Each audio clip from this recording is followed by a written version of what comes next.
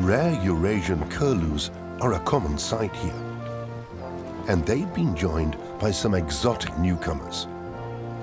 Flamingos in the waters of the Chiemgau.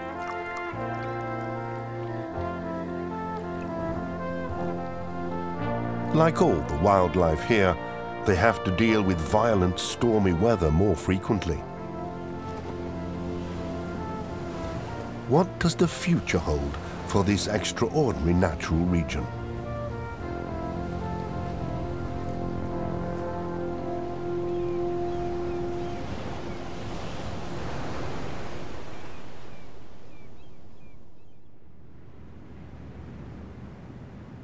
According to nature photographer Andreas Hartl, this area at the foot of the Bavarian Alps, between Traun and Inn, is one of the most beautiful landscapes imaginable.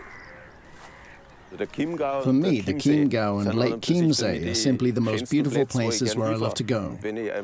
When I'm out around the lake with my camera, I think, my God, it doesn't get much better than this.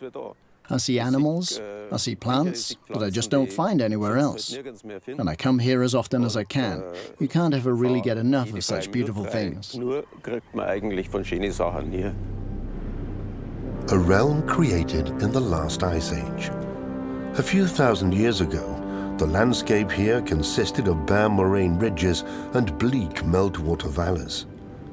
This also gave rise to the Eggstedt-Heimhofer Lake District, northwest of the Chiemsee, a chain of kettle holes filled with groundwater. And then, gradually, the first humans began to settle here, as historian Barbara Rappenglöck tells us.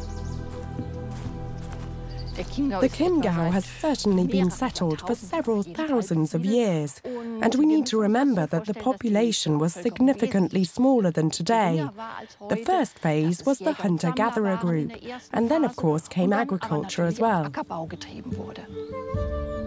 Around 2,500 years ago, humans encircled a cult site near Trudlaching, using a wall of earth and wooden posts. An epoch in which a remarkable incident took place in the Chiemgau. The Celts, or also their predecessors here, witnessed a truly blood-curdling occurrence in this region, a massive meteor strike. We're standing right here at the greatest testament to this event, namely the Tuttensee, which fills the huge crater left by the meteor. If a cosmic boulder really did crash down to Earth here and vaporize, and that's also been confirmed recently by geophysical measurements taken by international scientists, then the devastation must have been considerable. Fire and tidal waves swept the landscape. At a single blow, life for the population of the Chiemgau was turned upside down. These upheavals left traces that are still around today. It's remarkable that there are absolutely no lake dwellings at the Chiemsee. That's a complete contrast to the other Upper Bavarian lakes, where there's plenty of evidence of such houses, just not at the Chiemsee. We don't know whether this is due to the frequent recurring flooding, or whether there's another reason. One possible explanation could even be the meteor strike here at the Chiemsee. That could have simply destroyed all the possible dwellings here.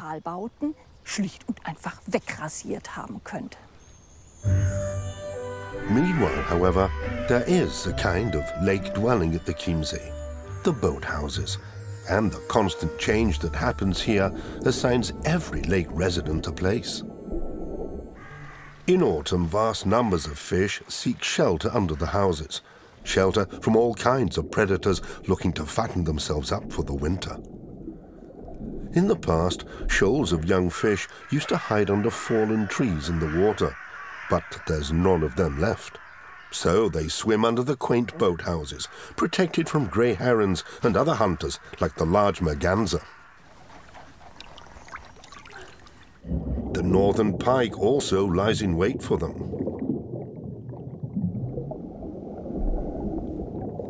A European eel also tries his luck, but the swarm of young Danube bleaks, common roaches and vimbers bewilder the attacker. The large merganser is an expert fish eater, thanks to its hooked, serrated beak. A bird like this needs 300 grams of fish per day, which must be painstakingly sought out and caught. Here, on the other hand, is an opportunist.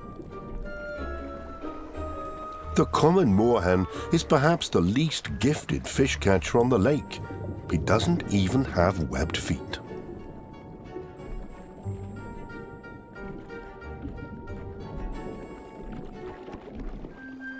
But he has a big appetite.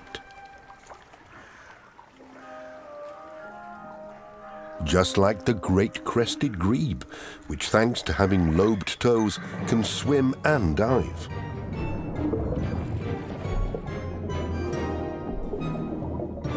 But normally still comes away empty-handed.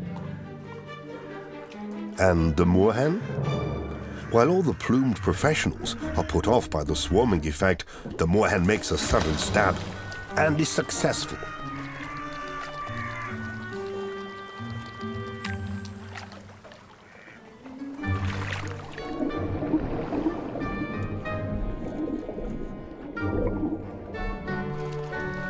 But it's not only the animal life that's attracted by the charms of the Chiemsee. Today we wanted to go swimming actually, and I've never been here, although I'm a local, so I'm taking a look today. And then I want to take a dip in the water and go for a drink. The best place in the Chiemgau really is Feldwies. That's a must-see. It's just great. You have everything here that you need, so I really love this spot. I've also found my home here. The view is beautiful, the people are friendly, the water is mostly actually nice. I think the Chiemsee is just awesome. At almost 80 square kilometers, the Chiemsee, at the heart of the Chiemgau, is the third largest lake in Germany and has always been enormously popular. The lake islands are major attractions, with monasteries and royal palaces drawing hundreds of thousands of tourists each year.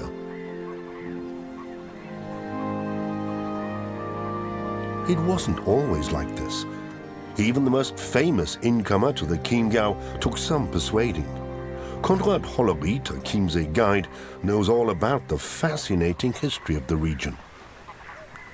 King Ludwig II really wasn't so impressed by the landscape here. He loved the romantic mountain vistas, like at Neuschwanstein.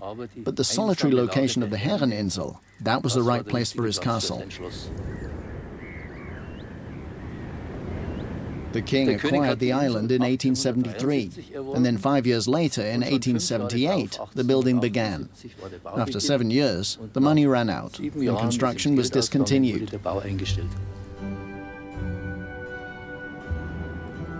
Back then, no one could have imagined how effective this secluded palace would be in attracting visitors.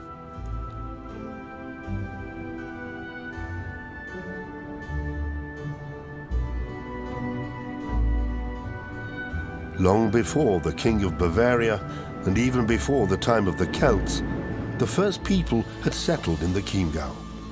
Discoveries of hunting weapons from the Neanderthal period have proved that the land was populated as far back as the Ice Age, probably since there was plenty of game around to hunt. During the Bronze Age, one of the most important trade routes out of the Alpine foothills came through here. New types of tools and weapons were being fashioned from bronze, and a new era was beginning. The land around the Chiemsee has probably been continuously settled since then, up to the present day. So how is it possible that such a heavily visited, populated area can continue to support a diverse wildlife? In the year 15 BC, the Romans arrived from over the Alps, and trade and culture in the Chiemgau developed further.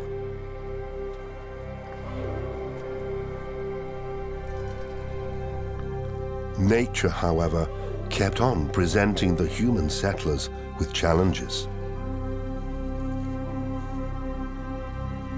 The early humans attached great importance to natural phenomena, in particular exceptional incidents, as they had to try to somehow integrate these into their view of the world. What we explain through scientific theory today had to be built into a holistic worldview and belief system back then. Which is not to say that certain celestial events today leave us completely unmoved. At a so-called blood moon, the sun, earth and moon are aligned, and our blue planet throws a shadow over the moon. Because the light of the sun is refracted in our atmosphere, the light which reaches the back of the earth throws mostly long-wave red residual light onto the moon, until the moon moves out of the complete shadow of the Earth after an hour or so. Our fascination for such events is unchanged, even if we know today that there is an ultimate explanation for all natural phenomena, like for the autumnal coloring of leaves, which occurs when trees break down their precious chlorophyll. When the tree finally sheds its leaves, it's making provision for the arrival of the cold season, when there is a lack of available water. A 100-year-old beech tree evaporates around 400 liters of water per day, something the tree tries to avoid in winter.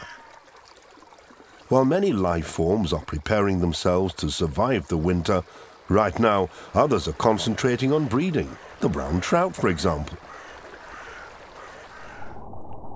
A male with his spawning hook mouth or kype, and a smaller female float beside their self-built breeding lair.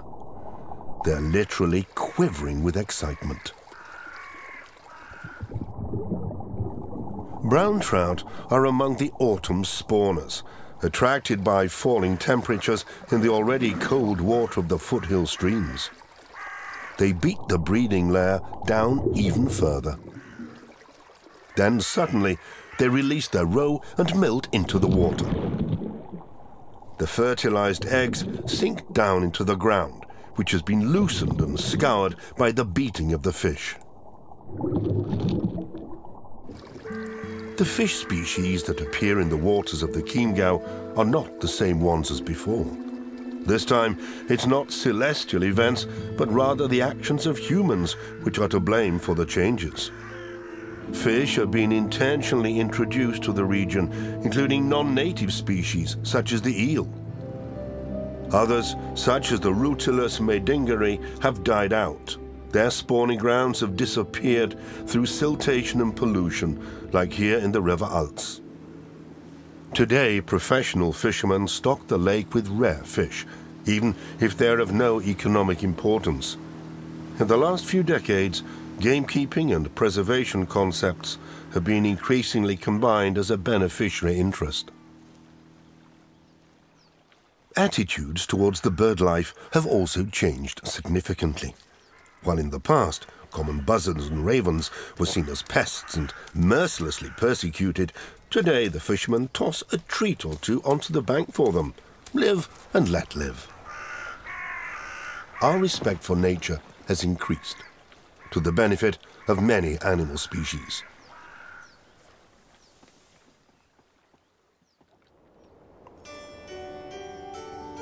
Winter is coming.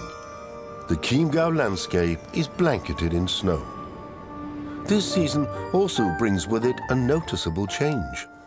Winters are becoming milder and snow levels falling. Scenes like this are far less common. More and more species are adapting to the changing climate and spending the winter here, like the great white egret or the Eurasian curlew.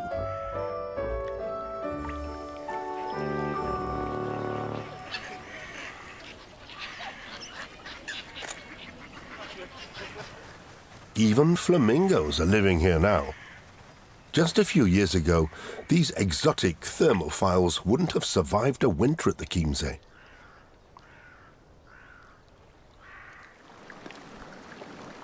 Historic footage from the 1970s shows how much harsher the cold periods were at the Chiemsee not that long ago.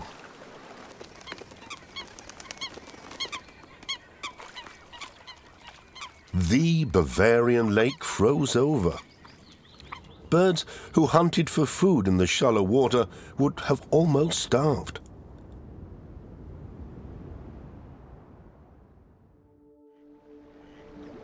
Today, searching for ice on the Chiemsee is mostly in vain.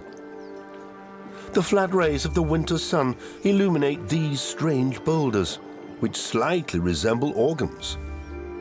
These so-called Hirnsteine, or brain stones, get their furrowed surfaces from blue-green algae, which form and also feed on limestone.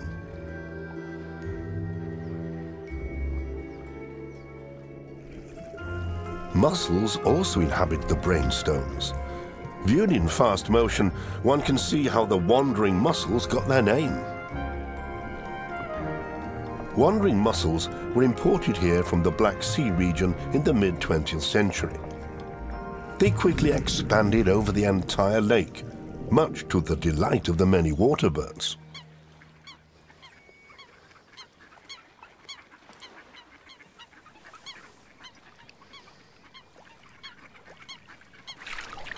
Mussel gathering is no easy matter, however.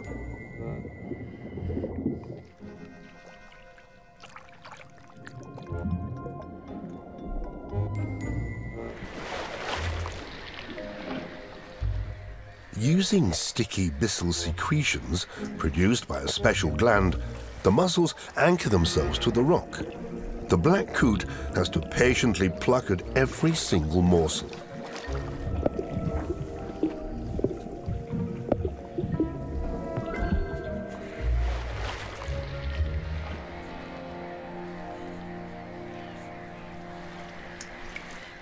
Flamingos don't eat mussels. They filter plankton from the water.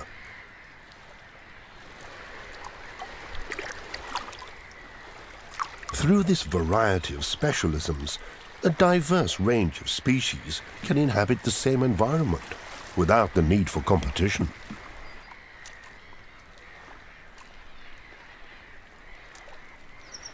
Competition rather occurs between animals from the same species. Black coots fight mercilessly when a rival suitor appears.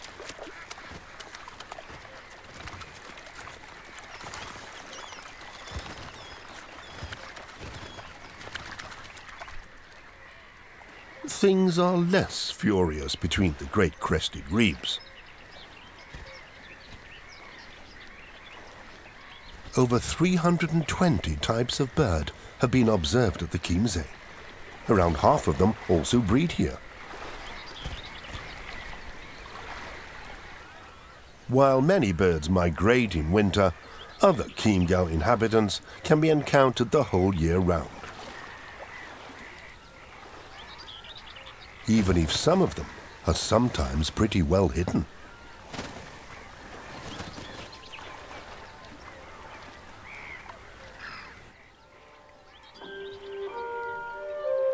Old hollowed-out trees are the winter quarters of a truly detested creature.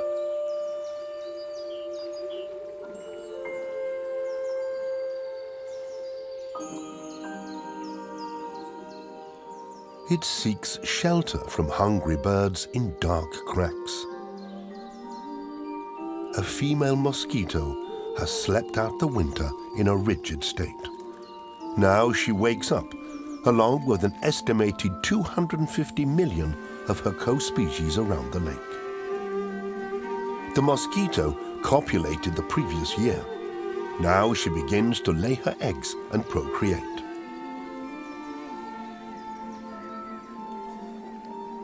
Reeds only serve as a sleeping place, not as a laying ground. The banks of the lake would make a poor kindergarten due to the many predators lurking around. The role of the mosquito in the ecosystem is often undervalued. Mosquitoes are important food for lots of young birds, for European stonechats, for bluethroats, but also for lots of species of fish, like for instance the northern pike. Their young live almost entirely from mosquito larvae. So it's also really important that the environment has not changed so much that the mosquitoes disappear, because then we'd also lose the birds and the fish. Mosquitoes and songbirds depend entirely on one another. Many birds feed mostly on insects. Inside the reed stalks live the larvae of the Phragmites green-eyed fly, in huge numbers. They're the staple diet of many reed-based birds, above all the titmouse.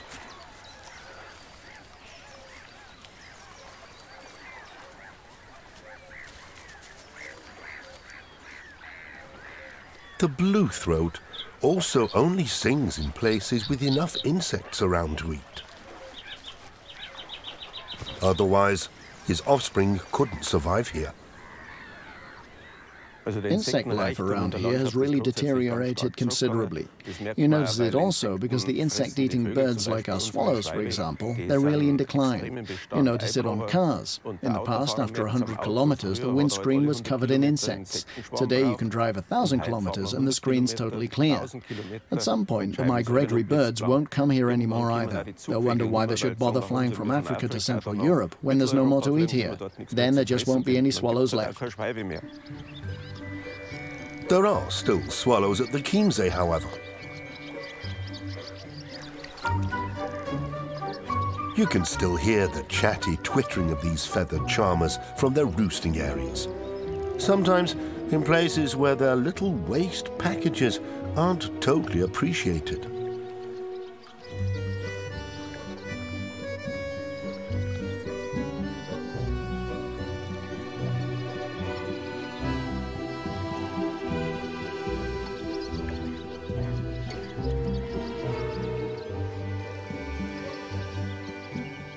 While spring is awakening down in the lowlands, snow is still lying in the Chiemgau Mountains. The black grouse lives here. Just a few decades ago, the cooing noises of the mating grouse could also be heard in the marshes around the Chiemsee. But those days are over.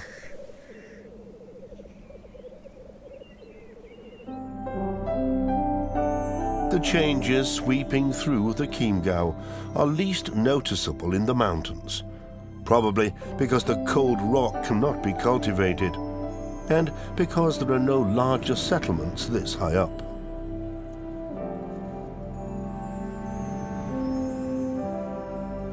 Time seems to stand still here.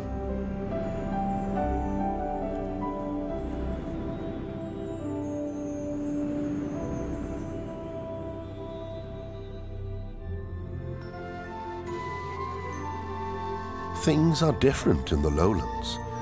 Down here, hardly a square meter escapes change. The grey heron lands on a man-made fen on the southern bank of the Chiemsee. This area is a kind of accidental product, which is appreciated by several animal species. Grass frogs can also be thankful to the area for their spawning ground. Their current habitat was once submerged under the surface of the Chiemsee. Humans lowered the lake level, unintentionally creating wet meadows and bogs. An environment in which natural processes take place, just like in a true wilderness. Today, this is a natural conservation area, in which hunter and hunted invariably meet.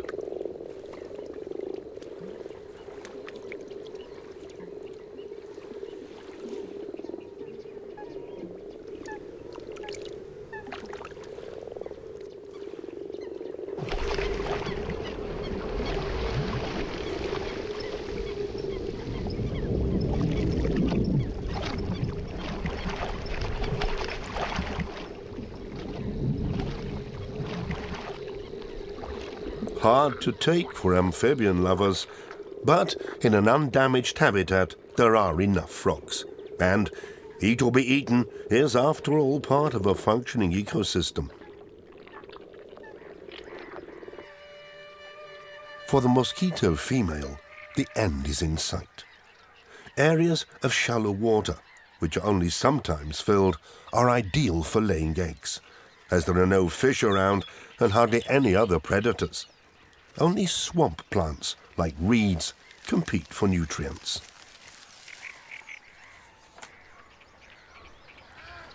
The big reed areas of the Chiemsee, the marshes, are of course perfect for lots of birds. And for a photographer, it's a special attraction if you're on the lookout for particularly beautiful bird shots here at the Chiemsee. Whether that's the marsh harrier, the blue throat, or something really special, the little bittern, which you can still find in the reeds at the Chiemsee.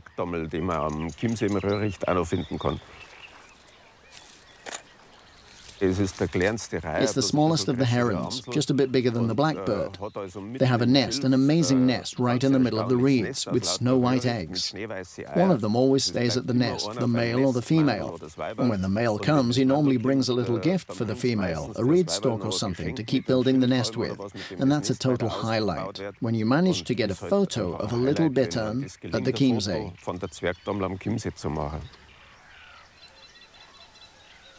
Little bitterns and harvest mice. Both are the smallest representatives of their tribes. They're rarities in the indigenous animal population and are being seen around the Chiemsee more and more. They're also both specialized at living around the reeds, building their nests out of and among the stalks of this large native grass. The great crested grebe also loves the reeds, as the hollow stalks are buoyant and good to build floating nests.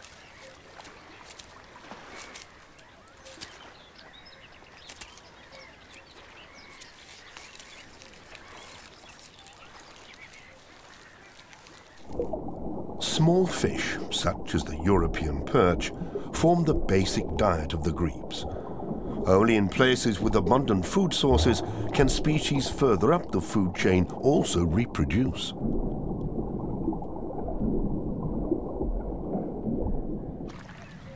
Mayflies appear at the Chiemsee in spring, often as a downright invasion.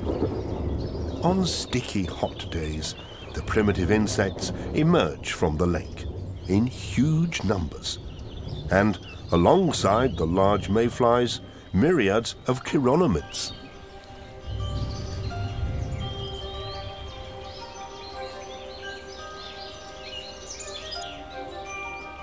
On a few days in spring, the sky truly darkens when the insects take off on their evening mating flights.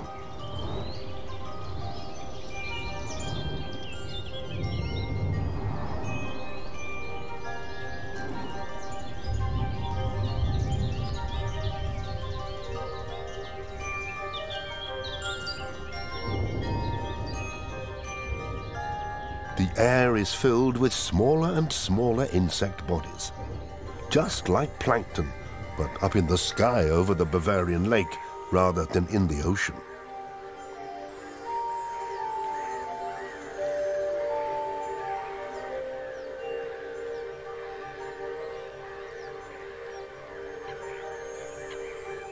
In the evening, the importance of this mass invasion for the ecosystem is displayed. Mayflies lay their eggs on the surface of the water. Many lake dwellers have been waiting for this, as they can now almost effortlessly eat their fill.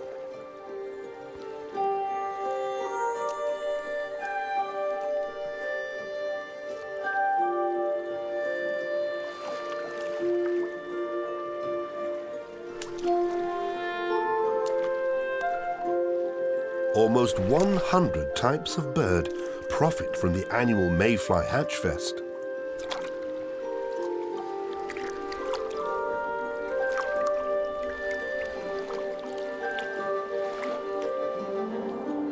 Yet it's not only the birds that benefit from the generous offer.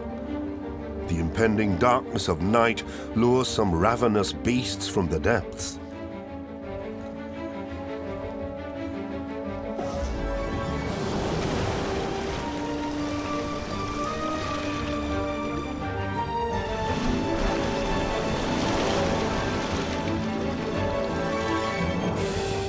Danube bleaks pluck the mayflies from the water surface, and quickly before they become prey themselves. Spawning time lies ahead, so a full stomach is especially important.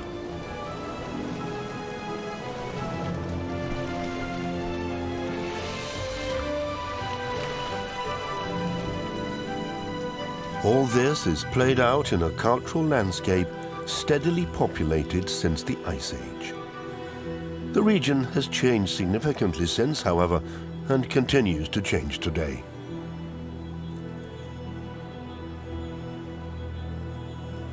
But the change has occurred so gradually that the plant and animal life has kept up and adapted.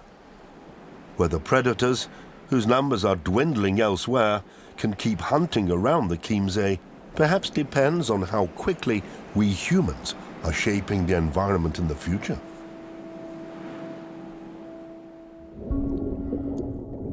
The most dangerous of the predators is the northern pike.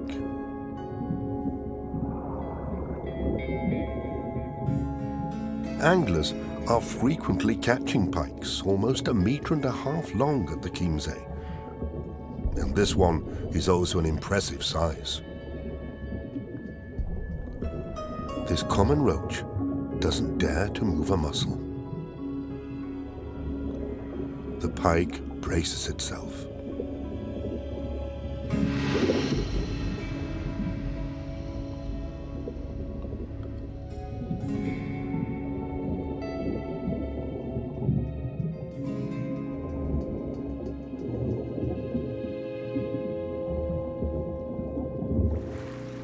Evening meals are also being eaten on the banks.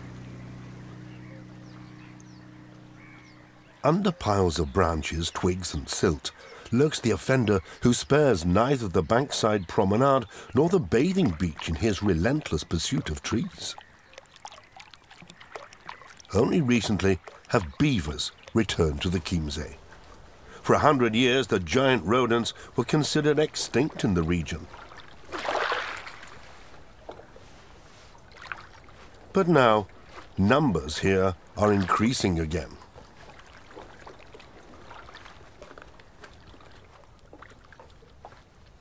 They especially like to build their lairs by the lake inlets, where parents often live together with 2 generations of offspring.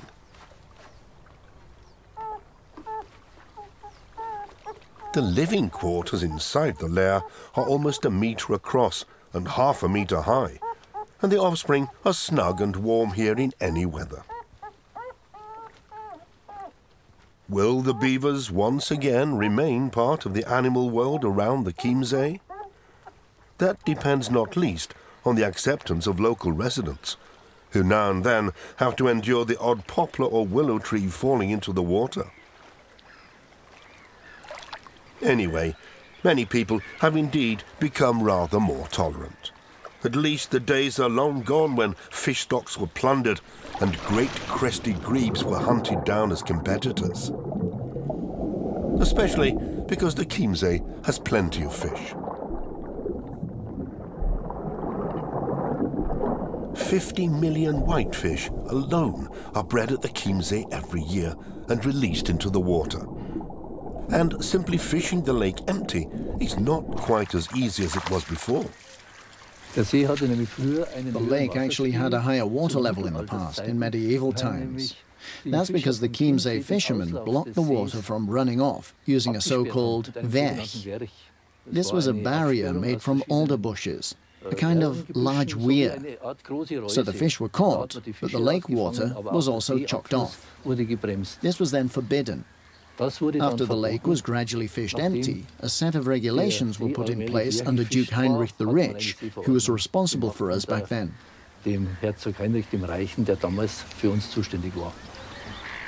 Since then, the fish stocks have recovered. There are still a lot of fish in the Chiemsee. It's worth the fishing. We have 17 professional fishermen. But of course, there's something else here where money can be made. If we can open up this beautiful landscape and the culture we have here to tourism.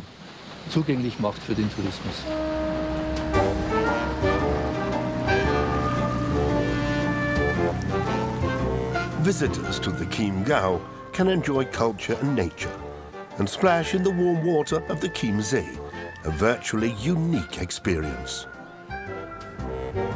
Like here in the shallow waters by the ex-Roman settlement of Badeum, present-day Zeebrugg.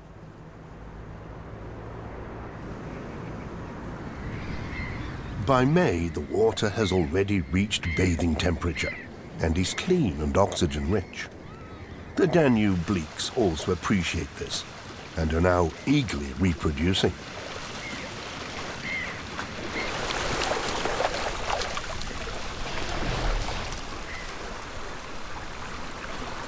They lay countless millions of eggs within a single week in the loose gravel bed.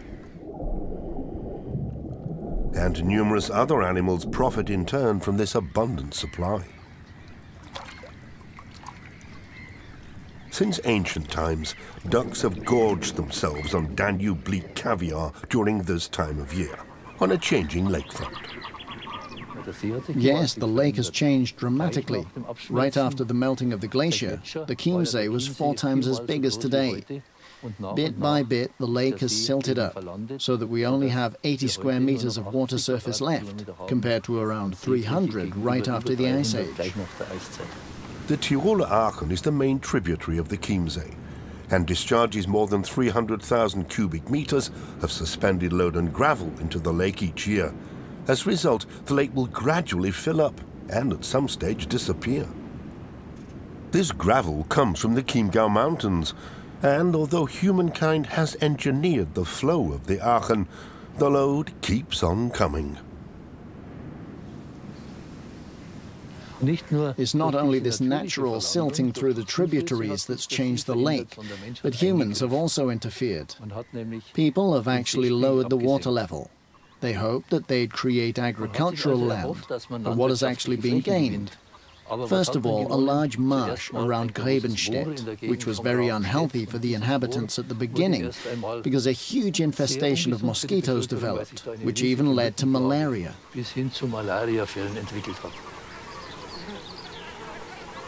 From the malaria breeding grounds, a vital natural conservation area has long since been created. Marshes like this are rare these days.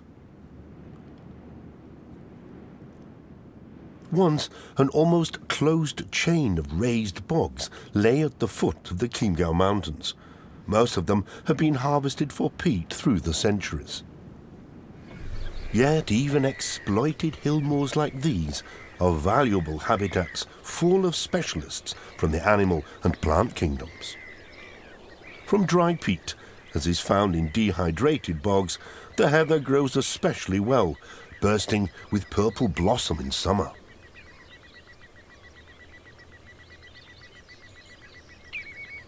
And in turn, the heather is home to the drab assassin bug, which hunts spiders. This rare insect is only found in marshland.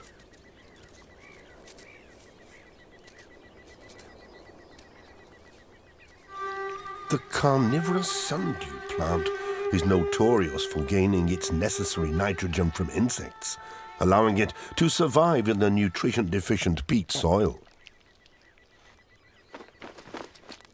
It lures its victims with a sweet scent and traps them using a sticky substance. Finally, the prey is digested through the surface of the leaves. There's no escape. On every single sundew leaf, there are over 100 adhesive tentacles. The black bog ant takes advantage. A relic of the Ice Age, it can still be found in some Chiemgau marshes. Black bog ants don't hunt much for themselves. They'd rather plunder the sticky tentacles of the sundew plant. 2/3 of the trapped insects are robbed by the ants. An astonishing diverse range of creatures exists in the small pools and ponds which glitter on every marsh. A world all of its own, unknown and under-researched.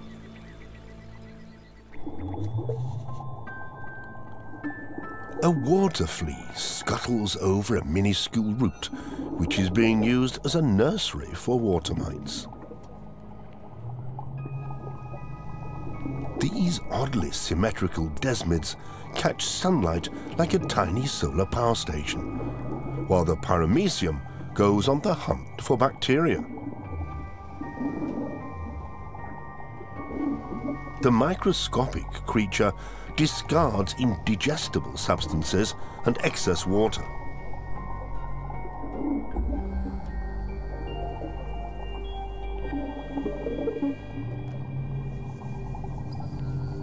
Another miniature predator lurking in the dark marsh pool is the ciliates.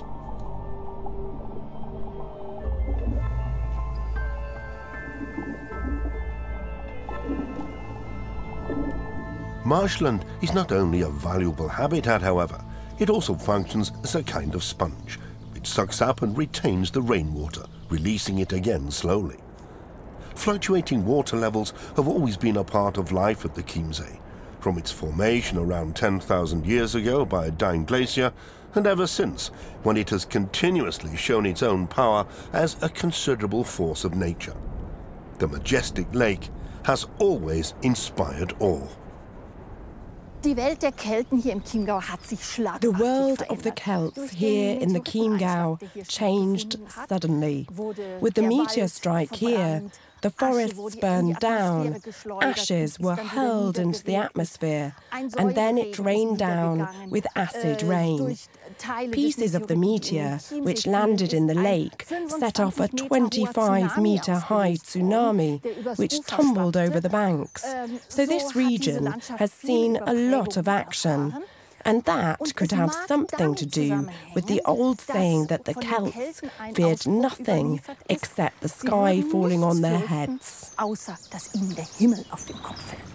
sky over the Chiemgau is unlikely to fall on anyone's head, but the current changes in the region are nevertheless profound. Just how the Chiemgau and the Chiemsee will develop over the next decades, or even the next centuries, no one can say. But it's important that people get their priorities straight and accept that the Chiemsee, the Chiemgau, is our major resource, and we want to keep it that way. This would be a very good approach for the future. Some of that fate doesn't rest in our hands, however.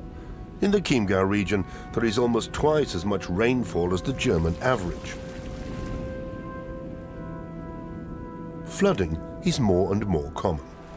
Submerged forests, piles of broken branches and trees, pure chaos. But many creatures continue to find the most marvelous strategies for survival. European fire ants, forced out of their nest, drift across the meadow like shipwrecked sailors, protecting their queen on all sides. There are also losers, however. A little ringed plover's eggs fall victim to the wet and cold. Landscape, nature, climate. The change continues. Hopefully not so fast, so that humanity and the animal kingdom can continue to keep up.